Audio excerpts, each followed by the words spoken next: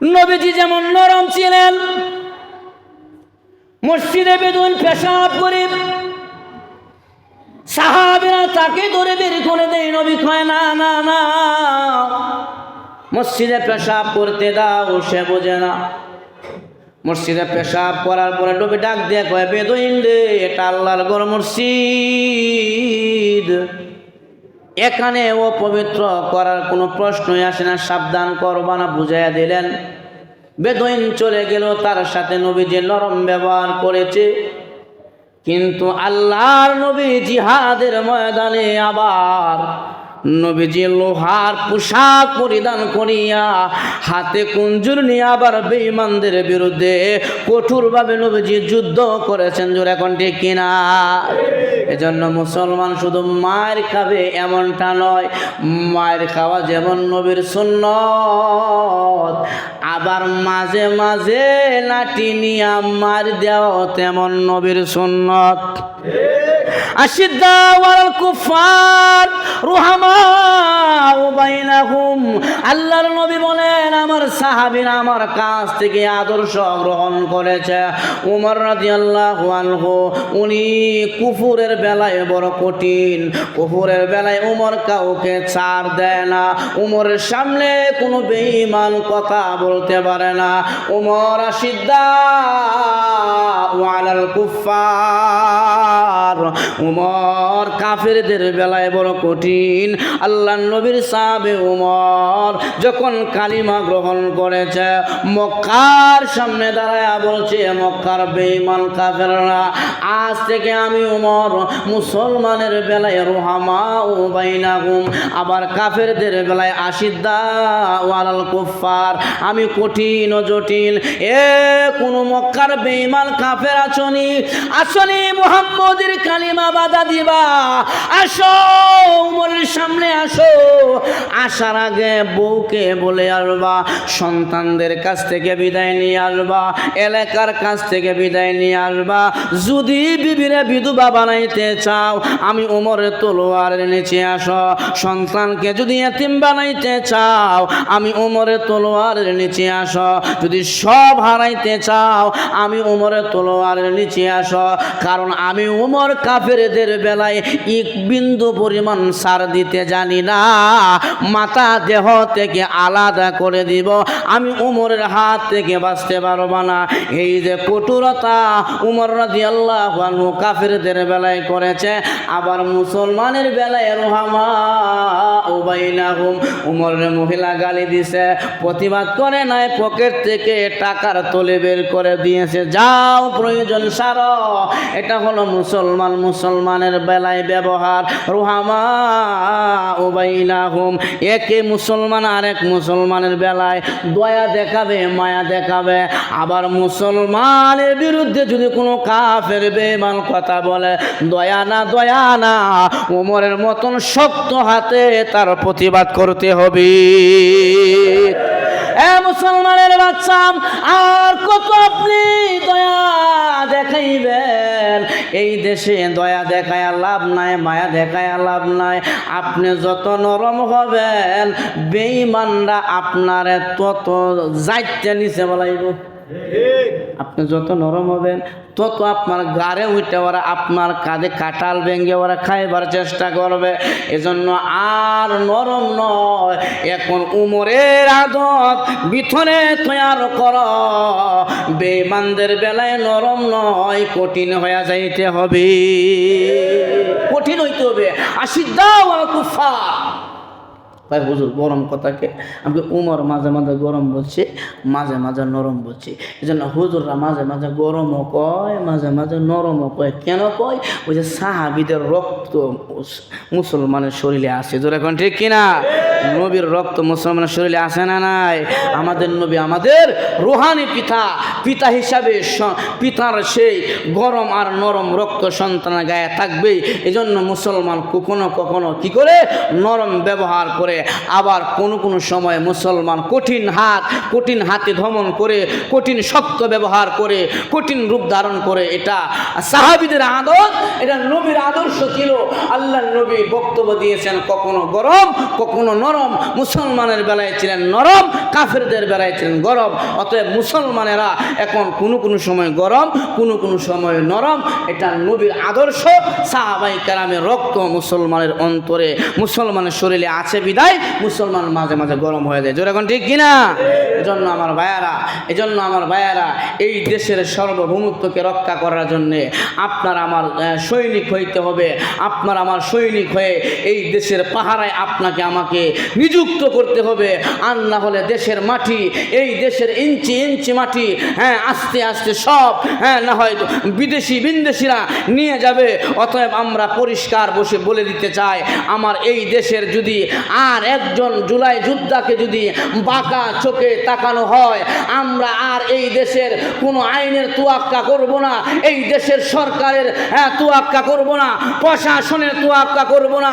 আমার এই দেশের 17 কোটি মানুষ যার হাতে যেটাই থাকবে এইটাই নিয়ে ওই বেঈমানের বিরুদ্ধে আমরা আন্দোলনে নেব। জুড়ে বলেন ঠিক কিনা? আর এদেরকে ছাড় দেওয়া যাবে না। এরা টার্গেট করেছে নির্বাচনের আগে বড় বড় ঘটনা ঘটাইয়া আমার দেশটাকে এটা অস্থিতিশীল করবে, অরাজকতা সৃষ্টি করবে, দেশের ভাবমূর্তিকে নষ্ট করবে। টার্গেট করেই নেমেছে। এটা একদিনে হয় নাই, বহুদিনের টার্গেট। আর আমাদের দেশের আরও কিছু ছাত্রগাররা আছে, তাদেরকে সহযোগিতা করে স্বৈরাচারের আধিপত্য আবার আমার দেশে তারা কায়েম করতে চায়। তারা স্বৈরাচারকে আবার দেশে আনতে চায়, স্বৈরাচারের আধিপত্য কায়েম করতে চায়, পরিষ্কার জানাইতে চায়। এই স্বপ্নই থাকবে, বাস্তবায়ন করতে দেওয়া হবে না। এই দেশে আরো স্বৈরাচারের আধিপত্য আমার দেশে। আজকে দেখলাম প্রথম আলোর অফিস ভাঙচুর করছে, 1 লক্ষ না, ঠিক হয়েছে না? হে বেটা বাবা, আর এক দলের বড় নেতা আছে না নাই? তার মায়া কান্না, আহা এত কান্না আগে কই আছি? আগে কইছিল তোমাদের ভিতরে এত কান্না? এখন স্বৈরাচারের জন্য তুমি এত কাঁদো। এই প্রথম আলো আওয়ামী লীগের, জুড়ে বলেন ঠিক কিনা? এই প্রথম আলোর অফিস আমার বাংলার জমিনে আর থাকতে দেওয়া হবে না। ভেঙ্গে খান করে দাও। আওয়ামী লীগের কোনো নাম নিশানা আমার দেশে আর রাখা যাবে না। জোরা বলেন ঠিক কিনা? এই জাতি জুলাই যোদ্ধার উপরে আক্রমণ করতে দ্বিধাবোধ করে না, যেই জাতি আমার দেশের প্রেমিকের উপরে আক্রমণ করতে দ্বিধাবোধ করে না, ওই জাতির নাম নিশানা আমার বাংলায় হবে না। জোরা বলেন ঠিক কিনা? চলে যাও ভারত, খোলা আছে, অসুবিধা নাই। এই জন্য আমার ভাইয়ারা, আপনার আমার কম এই দেশের সৈনিক হিসাবে আপনাকে আমাকে তৈরি করতে হবে।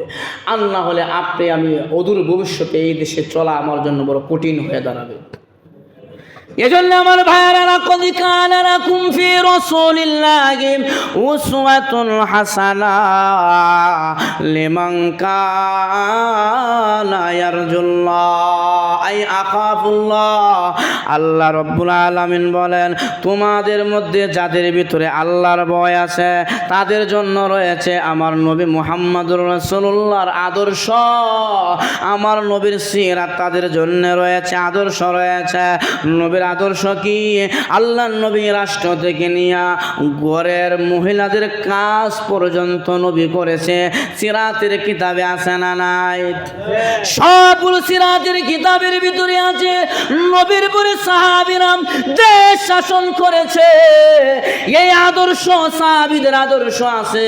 আল্লাহ নবী বলে গেছে, আমি চলে যাই আলাইকুম বিসুন্নতি ওয়া সুন্নাতু খুলাফায়ে রাশিদিন আল মাহদিন। হে আমার উম্মতেরা, আমি চলে যাই, আমি এবং আমার সাহাবায়ে কেরামের সুন্নতকে আঁকড়ায় ধরবা। আবু বকরের মতন ব্যক্তি দেশ শাসন করেছে, যারা পরে মোল্লারা দেশ শাসন করতে পারে না। আর এরা আসলে ইসলাম সম্পর্কে গোড়ার ডিম কিছুই জানে না। তোরা কোন ঠিক কিনা? মোল্লারা দেশ শাসন করতে জানে, এটা নতুন নয়। এটা 1400 বছর আগে আল্লাহর নবীর সাহাবীরা, আবু বকরের মতন ব্যক্তি দেশ শাসন করে গেছে, ওমরের মতন ব্যক্তি ব্যক্তি দেশ শাসন করে গেছে। ওমর দেশের শাসক ছিলেন। হে মুসলমান, 56 মাইল বর্গ মাইল এই দেশ। ওমরের মতন ব্যক্তি অর্ধ পৃথিবী আঙ্গুলের ইশারায় শুধু খেজুর পাতার চাউনের মধ্যে বসিয়া অর্ধ পৃথিবী আঙ্গুলের ইশারায় ওমর শাসন করেছে। এমন ছোট দেশ না, অর্ধেকটা পৃথিবী। তাহলে যারা বলে মোল্লারা দেশ শাসন করতে পারে না, আসলে তারা মোল্লা সম্পর্কে জানেই না। কিনা? কারণ তারা বুঝে মোল্লায় ক্ষমতায় গেলে রে বড় বড় বোতল খাইতে পারতাম না। তারা বুঝে মোল্লায় ক্ষমতায় গেলে দোকানের সিন্ডিকেট বন্ধ হয়ে যাবে। তারা বুঝে মোল্লায় যদি ক্ষমতায় যায় টেবিলের নিচে আর গুড় চলতো না। তারা বুঝে মোল্লারাই যদি ক্ষমতায় যায় রে, নারী আর পুরুষ একসাথে নাচা নাচি হবে না। তারা বুঝে মোল্লায় যদি ক্ষমতায় যায় এই দেশে 2 নম্বরে আর করা যাবে না। এজন্য যতভাবে হোক না কেন মোল্লাদেরকে ক্ষমতা যেন না যাইতে পারে এই চিন্তা চেতনা। তবে আমি মনে করি এইটা আর হবে না। এই দেশের মানুষ সবগুলো বুঝে গেছে। হীরাও চিনে, মণিমুক্তাও চিনে। এই দেশের মানুষ ভালো চিনে, বন্ধও চিনে, কে বালা কে খারাপ। আমার বাংলার মানুষই আর ওয়াজ করে বুঝাইতে হবে না। এখন বুঝে গেছে যেই জায়গায় সবার যায় খালি কয় হুজুর চিন্তা করেন না, আপনাদের সাথে আমরা আছি। হ্যাঁ হুজুর চিন্তা করি না, দেখছি বহু দেখছি আর না। এখন মোল্লা করে একবার দেখে আমি ঠিক আছে একবার দেখে দেন, একবার দেখেন কি ও। তাহলে আমার ভাইয়েরা, ওমর এমন একজন শাসক ছিলেন, দুর্নীতি তো দূরের কথা, প্রশ্ন আসে না।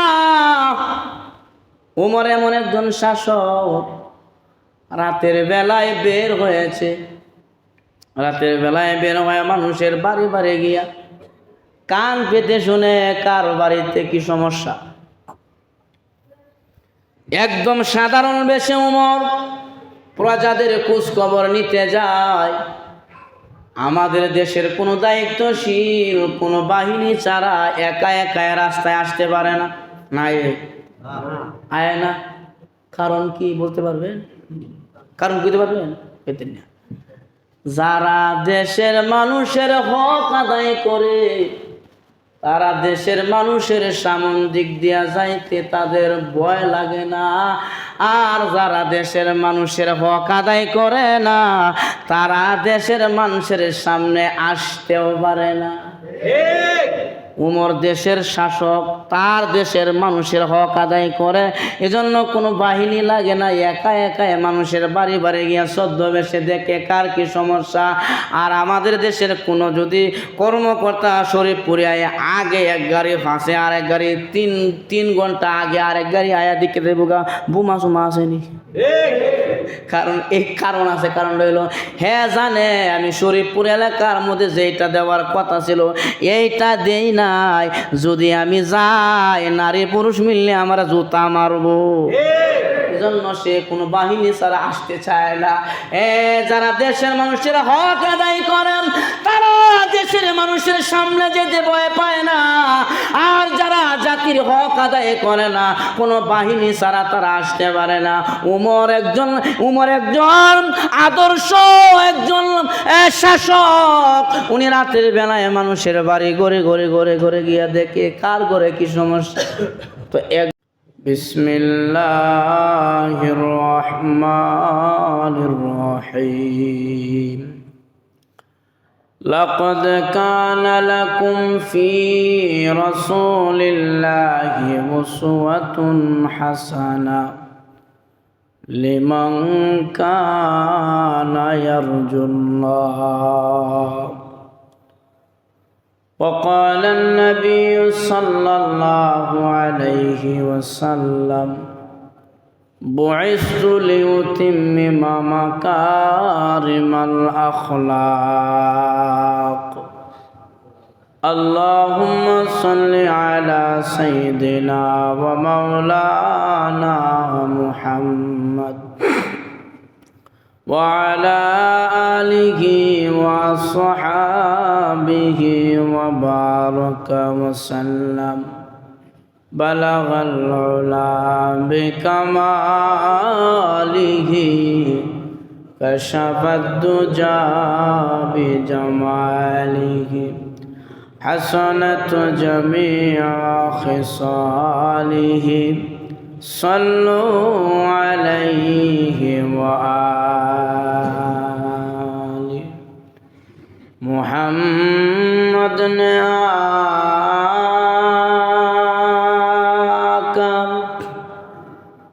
کفر کو مٹھایا کفر کو مٹھا کر صداقت بتایا بلغ العلا بکمالہ کشف الدجى بجمالہ حسنت جميع خصاله صلوا عليه وآله لا إله إلا الله لا إله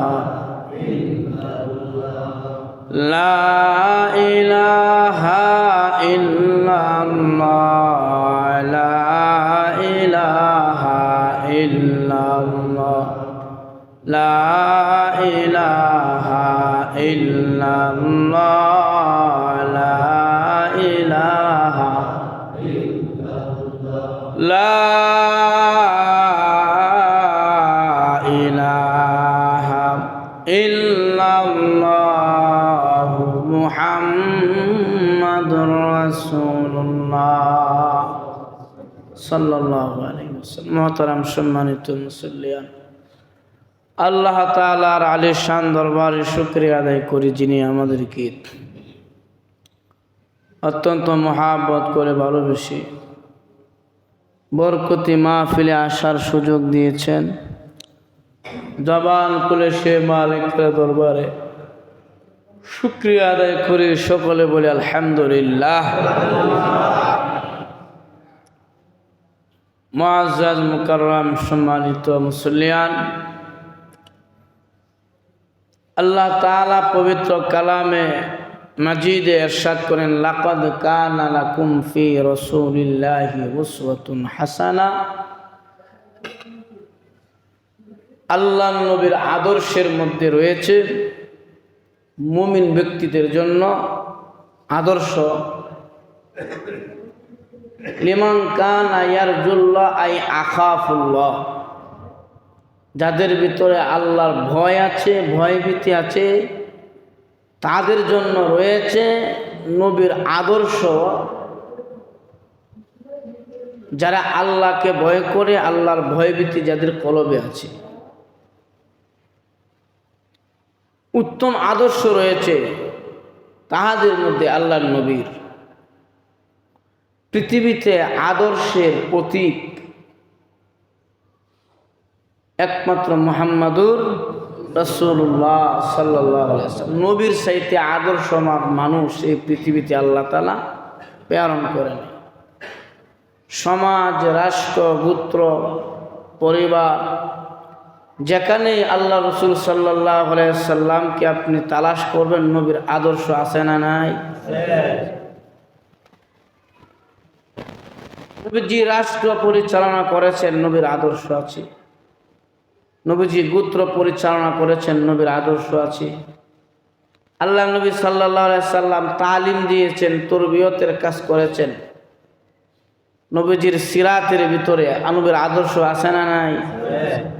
আল্লাহ নবী মসজিদ পরিচালনা করেছেন, মাদ্রাসা পরিচালনা করেছেন, মুসাফিরখানা পরিচালনা করেছেন, চিকিৎসালয় নবী পরিচালনা করেছেন। অর্থাৎ প্রত্যেকটি সেক্টরে নবীজির আদর্শ এখন পর্যন্ত সিরাতের কিতাবে অক্ষত অবস্থায় আছে। তাহলে আদর্শের প্রতীক হিসাবে মুহাম্মদুর রাসূলুল্লাহ সাল্লাল্লাহু আলাইহি সাল্লামের চেয়ে বড় আদর্শবান কেউ নাই। নবীর পরে আদর্শের সেই নসল ধরে, আদর্শের পথ ধরে খোলাফায়ে রাশিদিন নবীজির সাহাবা যারা, আলাইকুম বিসুন্নতি ওয়া সুন্নাতু খোলাফায়ে রাশিদিন আল মাহদিয়িন, নবী হাদিসের মধ্যে বলে গেছেন, আমার পর তোমরা খোলাফায়ে রাশিদিনদের আদর্শকে ধরে রাখবা, কারণ তারা মা মানা আলাইহি ওয়া আসহাবি, তারা আমি নবীজির মত ও পথের উপরে ছিল। অতএব যারা সাহাবাই কেরামের সেই আদত নসল, সাহাবাই কেরামের সেই অভ্যাস আদর্শকে ধরে রাখবে, তারাও সঠিক পথ পেয়ে সিরাতুল মুস্তাকিমের পথে পরিচালিত হবে। নবী যেইভাবে নবীর আদর্শ অক্ষত অবস্থায় আছে, সাহাবাই কেরামও নবীর সে আদর্শগুলোর পদাঙ্ক অনুসরণ করে তারাও দুনিয়াতে সেইভাবে চলেছেন। লক্ষ্য করে দেখেন, আবু বকর সিদ্দিক রাদিয়াল্লাহু আনহু নবীর ইন্তেকালের পরে উনি খলিফায়ে আউয়াল হইলেন, দেশ পরিচালনা করলেন, দেশের পরিচালক ছিলেন। হযরতে আবু বকরের পরে হযরতে ওমর রাদিয়াল্লাহু আনহু দেশ পরিচালনা করেছেন, করেন কি করেন নাই? উমরের যুগে দেশ এমনভাবে পরিচালিত হয়েছে, কার উপরে কোনো জুলুম অত্যাচার ছিল না। উমর রাদিয়াল্লাহু আনহু রাস্তা দিয়ে যায়, একজন পথ দরিদ্র মহিলা উনাকে সদ্য বেশে, মুসাফিরের বেশে উমর জিজ্ঞাসা করছিল, মহিলারে, দেশটাতে পরিচালনা করে লোকটা কেমন? মহিলা কয়, লোকটা ভালো না। লোক ভালো না কারে কয়? উমর রে কয়। আচ্ছা বলেন দেখি, উমরের মতন সাহাবি, উনি যে দিক দিয়ে গেলে শয়তান যায় না ডরায়া, কারণ উমর গরম সাহাবি। আসাদু ফি আমরিল্লাহি আমার উমর ইসলামের বেলায় খুব কঠোর গরম, আবার মুসলমানের বেলায় রোহামা বাইনাহুম, একে অপরের বেলায় দয়াশীল। সাহাবিদের আদত, সাহাবিরা কাফেরদের বেলায় আশিদ্দাউ আলাল কুফার, শক্ত ভূমিকা রাখে কুফুরদের বেলায়, কাফেরদের বেলায়। আবার মুসলমানের বেলায় রুহামা বাইনাহুম, একবারে দয়া নরম। এটা ছিল সাহাবায়ে কেরামের আদত। কাফেরদের বেলায় শক্তিশালী, খুব কঠোর, আবার মুসলমানের বেলায় নরম। উমর বলে, মহিলারে, দের যে সারায় লোকটা যে ভালো না, এই লোক যে না বলা হওয়ার পিছনে কারণটা কি? মহিলা বলে, কারণ হইল আমি একজন মুসাফির মহিলা, আমার শরীরে কাপড় নাই, চিকিৎসার টাকা নাই, পেটে ভাত নাই, খাবার নাই। হে বেড়া, যে দেশ শাসন করে আমার খবর জানিল না, যেদিন আল্লাহর আদালতে বিচার দিব ওই দিন উমর বুঝতে পারবে এক মন ধানে কয় মন চাউল। উমর তো বাপ রে, বেড়ে তো হাসরের দিন যে আমার বিরুদ্ধে বিচার দেবে, তো আমার আর জবাব দেওয়া ছাড়া রাস্তা নাই। কিছুক্ষণের ভিতরে উমর রাদিয়াল্লাহু আনহু যে দ্বারা কথা বলতেছে, এমন সময় আলী রাদিয়াল্লাহু আনহু কাফেলা নিয়ে আপনি কোথাও যাচ্ছিলেন, ছায়া দেখে খলিফাতুল মুসলিমিন উমর এক মহিলার সাথে দাঁড়ায় কথা কয়। ধনী তো খলিফা, উমর রাদিয়াল্লাহু আনহুকে দেখে আলী সালাম দিছে, আসসালামু আলাইকুম ইয়া আমিরাল মুমিনিন। যে মাত্র ইয়া আমিরাল মুমিনিন বলে সালাম দিছে, মহিলা ফাঁস দিয়ে বসে, কই আমিরুল মুমিনিন কই ভাইছ, সালাম দিছ যে? উমর কয়, মা, যার সামনে দাঁড়ায় কথা বলছো তিনি হলেন আমিরুল মুমিনিন খলিফাতুল মুসলিমিন খাত্তাব ইবনে ওমর। মহিলা কয়, আহা, ওহন তো আমার জান নির্ঘাত শেষ, আমার জান আর বাঁচত না। কারণ যে বেটা তলোয়ার দিয়ে আঘাত করে দেহ থেকে মাথা আলাদা করে এলাম, সেই লোককে আমি কইলাম বালা না, আমার জীবন তো শেষ। ওমর, বুঝতাম পারছি না, মাফ করো।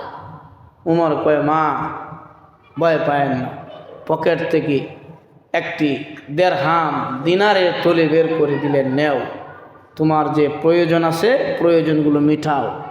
সব প্রয়োজন মিটানোর পরে উমর রাদিয়াল্লাহু আনহু দ্বিতীয়বার জিজ্ঞাসা করছে, মারে, দেশটা যে পরিচালনা করে লোকটা কেমন? কই, খুব ভালো, খুব ভালো, আগে খুব খারাপ আছি, এখন খুব ভালো।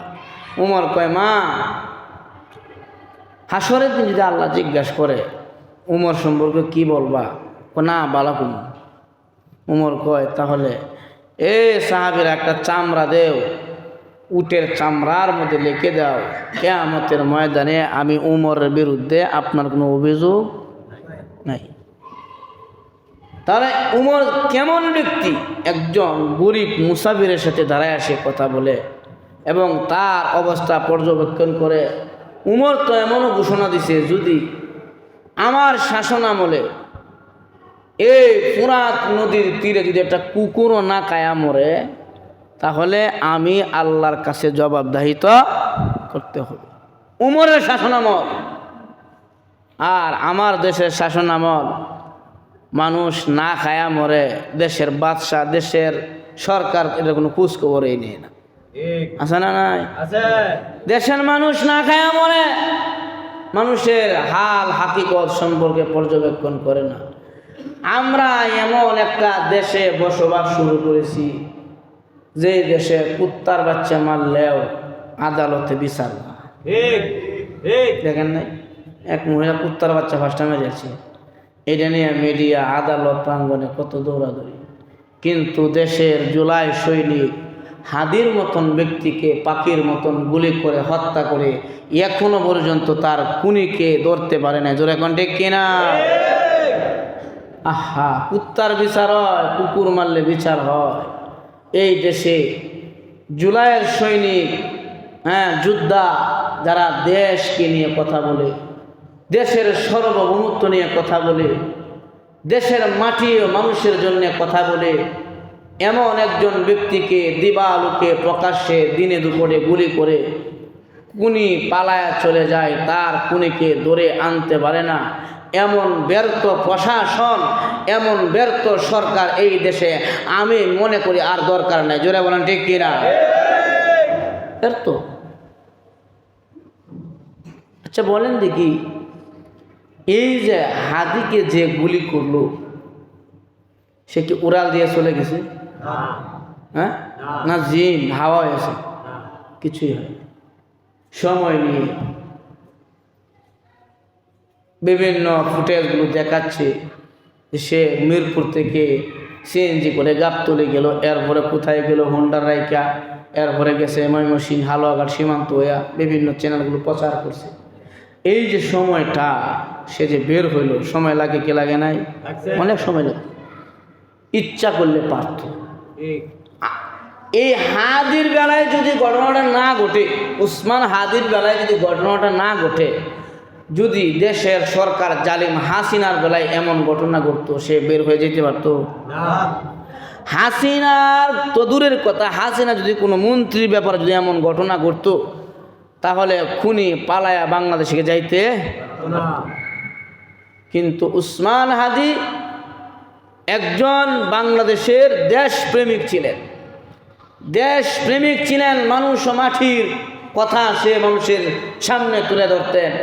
এমন একজন জুলাই যোদ্ধা, যারা বুকের তাজা প্রাণ, বুকের তাজা রক্ত দিয়ে জালিম স্বৈরাচারের হাত থেকে এই দেশটাকে স্বাধীন করলো। আবার স্বাধীন দেশের ভিতরে এমন একজন যোদ্ধা, জুলাই যোদ্ধা সৈনিক ক্রস ফায়ারের শিকার হয়ে সে সিঙ্গাপুরে গিয়ে মারা যায়। আমার দেশের প্রশাসন সেই হাদির খুনিকে ধরতে পারে না। এতগুলো প্রশাসন হাদির খুনিকে ধরতে পারলো না।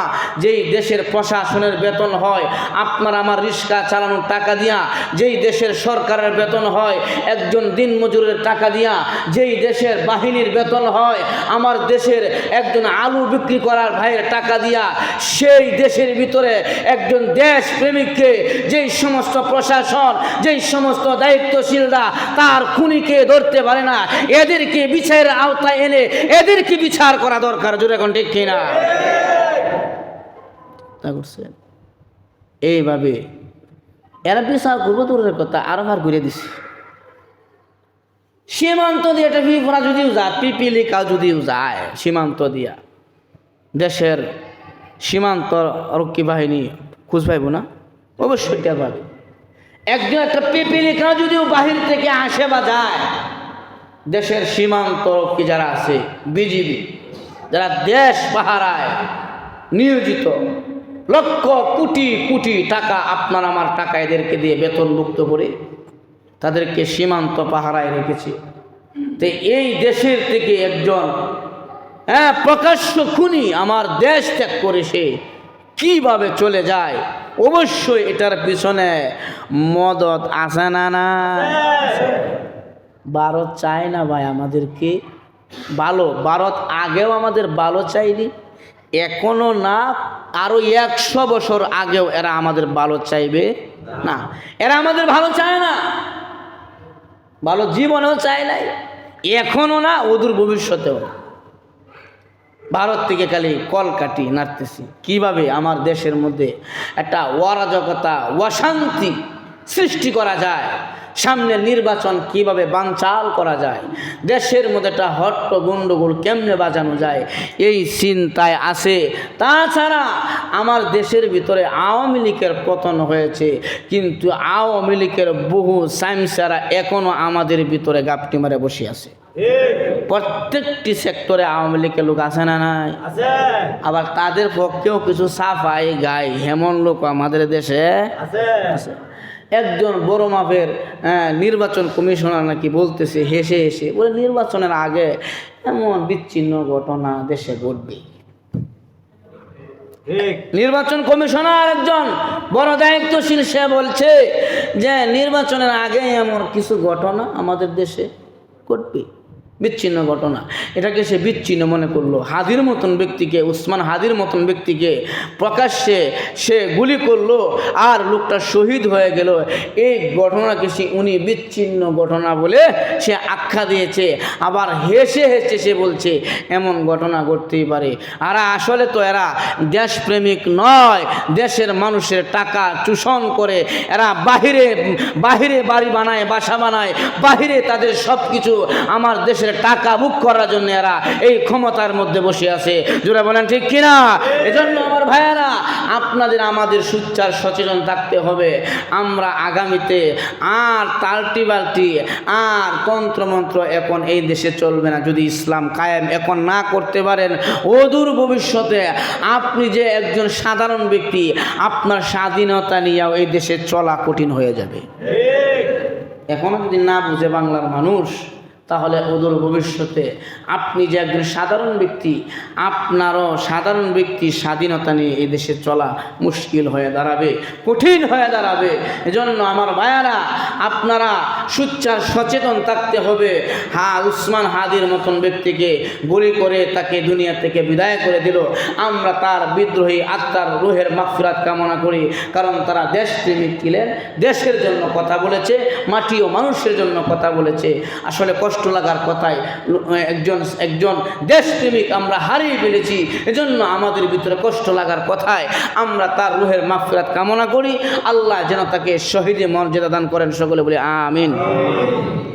এজন্য আমার ভাইয়ারা, লাকাদ কানা লাকুম ফি রাসূলিল্লাহি উসওয়াতুন হাসানাহ লিমান কানা ইয়ারজুল্লাহ।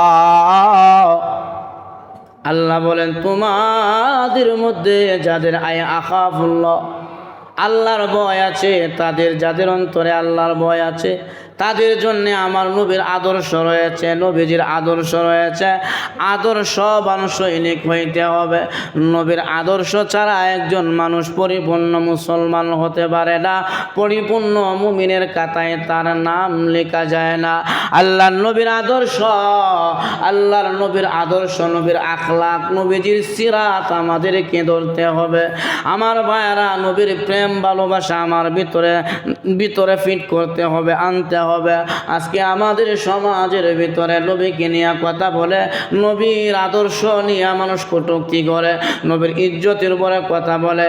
গতকালকে স্কয়ার মাস্টার বাড়িতে আল্লাহ নবীর শানে কটূক্তি করার কারণে এক হিন্দুর বাচ্চাকে এলাকার আলেম জনতা ধরিয়া পিঠাইয়া গাছের মধ্যে ঝুলাইয়া নিচে আগুন ধরাইয়া দিয়েছি। এটাই বালা কাজ করছে, জোরে কোন ঠিক কিনা? এইটাই মনে করে সঠিক বিচার, জোরে কোন ঠিক কিনা? কারণ বিচার কই দিবেন? প্রশাসনের কাছে বিচার দিবেন। অর্ধেকটি তো ভারতের দালাল বইয়া রয়েছে। বাংলাদেশের অর্ধেক প্রশাসন ভারতের দালাল। এই দালালদের কাছে বিচার দিয়া কোনো লাভ নাই। যদি এরা আমার দেশের সচ্চা সৈনিক হইত, এরা যদি আমার দেশকে ভালোবাসত, মাটিকে ভালোবাসত, দেশের মুসলমান সবাইকে ভালোবাসত, তাহলে উসমান হাদির কুনি আমার দেশ থেকে পালায়া যাইতে পারত না। কারণ ওরা দেশে ভালোবাসে না, হয়তো আমেরিকাকে ভালোবাসে, না হয় ভারতের গোলামি করে, ভারতের গোলামি করে। এজন্য এদের কাছে আর বিচার দেওয়ার দরকার নাই। নবীর বিরুদ্ধে যে বেঈমান কথা বলবে তার পিটাইয়া লাশ বানাইয়া গাছের ডালাই ঝুলাইয়া নিচে আগুন ধরা একবারে পুরিয়া ছাই বানাইয়া দাও। গতকাল কি স্কোয়ার মাস্টারবাড়িতে এটাই করছে। এই দেশের ভিতরে এর চাইতে আর বড় বিচার নাই। দুরা বলেন ঠিক কিনা?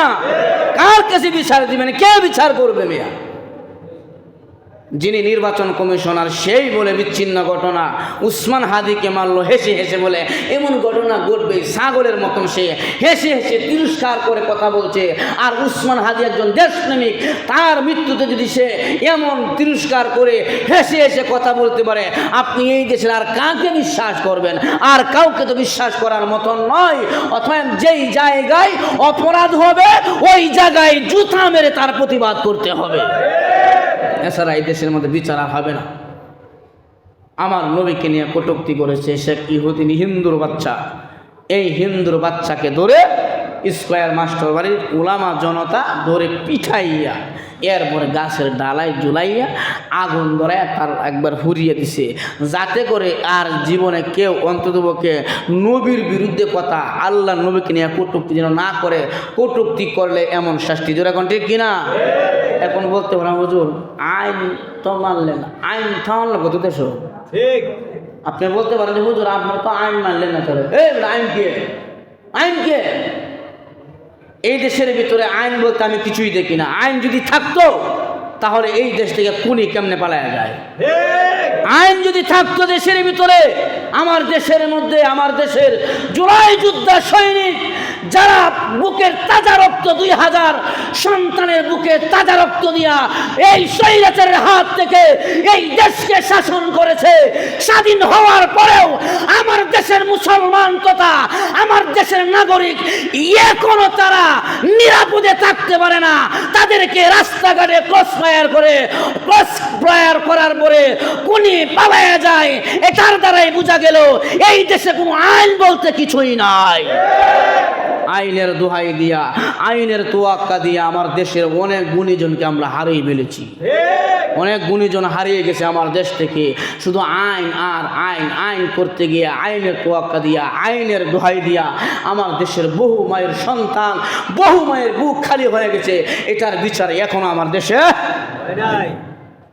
অতএব আল্লাহকে নিয়ে কথা বলবে, নবীকে নিয়ে কথা বলবে, পরিষ্কার কথা, ডাইরেক্ট ধরে জুতা পিঠা করো, জুতা দিয়ে পিঠাইয়া মস্তিষ্ক উড়াইয়া দাও, এরপরে তার গাছের ডালায় ঝুলাইয়া ফাঁসি দিয়া তার উপযুক্ত বিচার জনগণ নিজের হাতে করবে ইনশাআল্লাহ। কারণ এই যে গরম হয়ে যাওয়া, এই যে কঠোরতা অবলম্বন করা, এটা আপনার আমার না, আল্লাহ নবী বিশ্ব নবী রাহমাতুল লিল আলামিন লৌহ বর্ম, লৌহ লোহার জামা পরিধান করে হাতে তলোয়ার নিয়ে নবীজি বেঈমানদের সাথে যুদ্ধ করেছে। ঘরের পাশে গিয়া দেখে এক মহিলা হাড়ির মধ্যে পানি দিয়া জাল করতেছে। কিছুক্ষণ পর হাড়ির ডাকনাটা উদাম করে দেখে হাড়ির ভিতরে কিছুই নাই। কিরে, এই মহিলা শুধু পানি কেন গরম করে? ওমর তাকায় দেখে ওই হাড়ির চতুর্দিক দিয়া ছেলে মেয়েরা চিৎকার করে বলে, মারে খাবার কোন সময় হবে রে মা, আর পেটের ক্ষুধা সহ্য হয় না। ওমর রাদিয়াল্লাহু আনহু চিন্তা করতে লাগলেন, কিরে খাবার তো হাড়ির ভিতরে নাই, মহিলা কেন বা বলছে খাবার হয়ে গেছে? আবার কিছুক্ষণ পর ছেলে মেয়েরা চিৎকার করে বলে, মা আর সহ্য হয় না গো, খাবার কোন সময় হবে। মা কয় এই তো হয়ে গেছে, আর একটু ধৈর্য ধারণ করো। এইভাবে কয়েকবার ছেলেদেরকে সান্ত্বনা দিতে দিতে ছেলে মেয়েরা খাবার না পেয়ে রাত্র গভীর হয়ে গেছে। এক একটা ছেলে এক এক জায়গায় পেটের ক্ষুধায় ঘুমায়া গেছে। হায় হায়, উমর দৃশ্যটা দেখিয়া মাথায় হাত দিয়া ওই মহিলার ঘরে দরজায় গিয়া করাঘাত করেছে। মারে দরজাটা খুলো। মহিলা দরজা খুললেন। খোলার পর বলে, হে মহিলারে বল, তোর যে হাড়ির মধ্যে পানি গরম করছিলে, সন্তানগুলো যে খাবার চেয়েছিল খাবার দিলে না। মহিলাটা বলে, কে গো মুসাফির, জানি না, আমার ঘরে খাবার নাই। সন্তানগুলো যখন আমি মার কাছে খাবার চাই, আমি মা খাবার না দিতে পারলে আমার অন্তরে বড় কষ্ট হয়। এই জন্য আমি তাদেরকে সান্ত্বনা দেওয়ার জন্য হাড়ির মধ্যে পানি দিয়া জাল করে পানি গরম করে বারবার সান্ত্বনা দেই, তো খাবার হয়ে গেছে। মুসাফির রে, আমার ছেলেগুলো খাবার না পেয়ে পেটের ক্ষুধায় ছেলেগুলো অর্ধরাত হয়ে গেছে, ঘুমায়া গেছে, তারা ঘুমায়া পড়েছে। উমর রাদিয়াল্লাহু আনহু ঘর থেকে বের হইয়া বাইতুল মালের যে গুডাউনের যে পরিচালক আসলাম রাদিয়াল্লাহু আনহুর কাছে গিয়া বলে, আসলাম রে, পরকালে জাহান্নামে যাওয়ার জন্য আমি উমর এই ঘটনায় যথেষ্ট। আমার শাসনামলে একজন মহিলা হাড়ির মধ্যে পানি গরম করিয়া সন্তানের পেটে খাবার না দিয়া সন্তানগুলো চিল্লাইতে চিল্লাইতে ঘুমায়া গেল। আসলাম যে 18 বস্তাটা আমি উমরের কাঁধে উঠায়া দে, আরো প্রয়োজনে খাবারগুলো নিয়ে আয় রে, ওই মহিলার বাড়িতে যাব। আসলাম রাদিয়াল্লাহু আনহু বলেন, ওমর, আপনি তো দেশের শাসক প্রধানমন্ত্রী, আপনার কাঁধে কেন আটার অবস্থা নেবেন? এবার উমর বলে, আসলাম রে, আমার কালটা আমারই করতে দে, পরকালে আমার গুনাহ তুই নিবে না রে আসলাম, আমার কাঁধে উঠায়া দে, আমি ওই মহিলার বাড়িতে আটার বস্তা বোঝাটা নিয়ে যাব। এবার উমর রাদিয়াল্লাহু আনহু অর্ধ পৃথিবী পরিচালক নিজের কাঁধে আটার বস্তা নিয়া আরো প্রয়োজনীয় খাবারগুলো নিয়ে আসলাম রে নিয়া ওই মহিলার বাড়িতে গেল।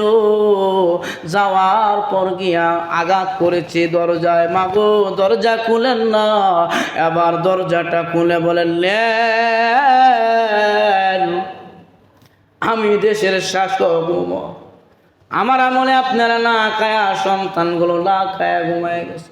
মাগো কিয়ামতের ময়দানে আমি উমর আল্লাহর সামনে দাঁড়ায় জবাব দেওয়ার জন্য এটাই যথেষ্ট। নেন রে মা, নেন, আটাগুলো রুটি বানান, আরো যা যা খাবার আছে পাকাইয়া সন্তানগুলোরে খাওয়াইয়া দেন। এবার ওই মহিলাটা আটাগুলো নিলেন, খাবারগুলো নিলেন। এবার মহিলা আটাগুলো রুটি বানাইয়া সন্তানগুলোকে দিবে। আসলাম রাদিয়াল্লাহু আনহু বলে, ওগো খলিফাতুল মুসলিমিন, চলেন না এবার মদিনায় চলে যায়, দাঁড়ায় থাকলে তো কোনো লাভ নাই। উমর বলে, না রে আসলাম, যে চোখ দিয়া সন্তানদের কান্নার দৃশ্য দেখেছি, যতক্ষণ পর্যন্ত এই চোখ দিয়া তাদের হাসির দৃশ্য না দেখবো আমি উমর ততক্ষণ যাব না। কারণ ক্ষুধার্ত সন্তানদের পেটে খাবার দিলে সন্তানেরা হাসে, আনন্দ করে খাবার খায়, এই দৃশ্যটা আমি উমর দেখব। এবার মহিলা রুটি বানাইয়া সন্তানগুলোর যখন হাতে রুটি ধরাইয়া দিলেন, সন্তানগুলো রুটি খায় আর হাসে, আনন্দ করে। উমর বলে, আসলাম রে যা, আল্লাহ জিজ্ঞাসা করলে বলতে পারবো, মালিক রে, ওর দরুদনিতে আমি শাসক হইয়া একজন আদনা আছে, আদনা আমার একটা প্রজার বাড়িতে নিজের কাঁধে কাঁধে আটার বস্তা নিয়ে নিজে পৌঁছায় দিয়েছি। হয়তো পারে এই যে কষ্টটা আমি দেশের একজন সাধারণ নাগরিকের জন্য করেছি, হয়তো পারে আল্লাহ আমাকে এটাকে উসিলা বানাইয়া সন্তানদের পেটে খাবার দিলাম, এটাকে উসিলা বানাইয়া আমি ওমরে আল্লাহ মাফ করে দিতে পারি। শাসক হইয়া একজন সাধারণ কর্মী, সাধারণ একটা দেশের ব্যক্তির বাড়িতে যায় নিজের কাঁধে নিজে আটার বস্তা নিয়ে কি করে পৌঁছায়া দেয়। এরাই ছিল দেশপ্রেমিক, দেশের মানুষের প্রেম ছিল তাদের ভিতরে বেশি, এদের ভিতরে ছিল দেশপ্রেমিক, কারণ তারা নবীর কাছ থেকে এই আদর্শ পেয়েছে। অতএব যদি দেশ মাটি ও মানুষের যদি মঙ্গল কেউ চায়, নবীর আদর্শ ছাড়া বিকল্প কোনো রাস্তা নাই। আপনি যদি দেশের মানুষের ভালো করতে চান, এই দেশের ভালো করতে চান, নবীর আদর্শের দিকে তাকান। আমার নবী দেশ শাসন করেছে, সাহাবাই কেরাম দেশ শাসন করেছে, তারা দেশের প্রেম ভালোবাসা একজন সাধারণ প্রজার মোহাব্বত দায়িত্ব তাদের কাছে কত ভারী মনে হইতো, কত বোঝা মনে হইতো। এমন সাধারণ প্রজার যদি মোহাব্বত আর ভালোবাসা দায়িত্ব যদি আমাদের দেশের শাসকদের কাঁধে থাকতো, তারা যদি আমার দেশের সাধারণ একজন মানুষের দায়িত্ব মনে করত, তাহলে এই দেশের মধ্যে এমন বিচ্ছিন্ন ঘটনা ঘটতো না, মানুষ এইভাবে হয়রানি হইতো না, মানুষ না খায়া মরতো না, মানুষ দিকে ক্রস ফায়ার করে মারতো না। যদি দেশের শাসনভার যাদের হাতে আছে তারা যদি এটাকে দায়িত্ব মনে করতো না, আমি আমার দেশের প্রত্যেকটি ইঞ্চি মাটির দায়িত্ব আমার, প্রত্যেকটি মানুষের দায়িত্ব আমার, এটা যদি তারা মনে করতো, তাহলে আমার দেশের মধ্যে এমন ঘটনা আমার দেশে ঘটতো না। এজন্য দেশকে ভালোবাসতে শিখুন, দেশের মাটি ও মানুষকে ভালোবাসতে শিখুন, তাহলে আমার দেশটা বিনদেশি সেই শকুনের নজর থেকে আমার দেশটা রক্ষা পাবে। এই দেশের প্রত্যেকটি নাগরিক সৈনিক হয়ে যান, আর না হলে দেশকে রক্ষা করা যাবে না। এই দেশকে বিক্রি করে দেওয়ার জন্যে, এই দেশকে দেউলিয়া করে দেওয়ার জন্যে বাহিরের মদত চলছে। আমার দেশেও কিছু মানুষ আমার দেশের প্রেম দেখায় তারা আমাদেরকে সান্ত্বনা দিয়া তলে তলে দেশের 12টা বাজায় দিচ্ছে। জোরে কোন ঠিক কিনা? এজন্য আপনারা সকলে সৈনিক হন, দেশের জন্য, দেশের মাটি মানুষের জন্য সৈনিক হিসেবে কাজ করবেন। আল্লাহ তাআলা আমাদের এই দেশকে সমস্ত বিন্দেশি ষড়যন্ত্র, সমস্ত দাদাদের মদত থেকে, সমস্ত খারাপি থেকে আল্লাহ এই দেশকে হেফাজত করুক। চিল্লায়া সকলে বলে আমিন। আর আমার দেশের একজন সাচ্চা সৈনিক ছিলেন, যোদ্ধা জুলাই সৈনিক ছিলেন উসমান হাদি, উনার জন্য সকলে দোয়া করবেন। উনার একটা ছেলে রাখিয়া সে দুনিয়াতে বিদায় হয়ে গেছেন। সে বলেছিল আমি দুনিয়া থেকে বিদায় হয়ে যাই, কিন্তু আমার ছেলেটার দায়ভার আপনারা নিয়েন, ছেলেটাকে রেখে গেলাম। আসলে এর ভিতরে দেশপ্রেম ছিল, এরা দেশের মানুষের জন্য কথা বলতো, ইচ্ছা করলে বাসায় ঘুমায় থাকতে পারতো, রাজনীতি দরকার ছিল না। দেশের জন্য, মানুষের জন্য কথা না বললেও পারতো কি পারতো না? কিন্তু আজকে দেশের জন্য কথা বলে, আমার আপনার সুখের জন্য, এই দেশটাকে বিনদেশীদের নজর থেকে রক্ষা পাওয়ার জন্যে দেশের পাহারায় ছিলেন তারা। এই দেশটাকে রক্ষা করার জন্য তারা সন্তানের মায়া করে নাই, বিবি বাচ্চার মায়া করে নাই। বাবার সবচেয়ে ছোট সন্তান উসমান হাদি, সে এই দেশের জন্য লড়েছে, মাটি ও মানুষের জন্য কথা বলেছে। অতএব আমরা সকলে তার বিদ্রোহী আত্মার মাগফিরাত কামনা করছি। আল্লাহ রাব্বুল আলামিন যেন উসমান হাদিকে শহীদি দরজা দান করেন, আল্লাহ যেন তার কবরকে জান্নাত নসিব করেন, পরকালে যেন আল্লাহ শহীদের মর্যাদা দিয়ে তাকে জান্নাত নসিব করেন। চিল্লায়া বলে আমিন। সুন্নাত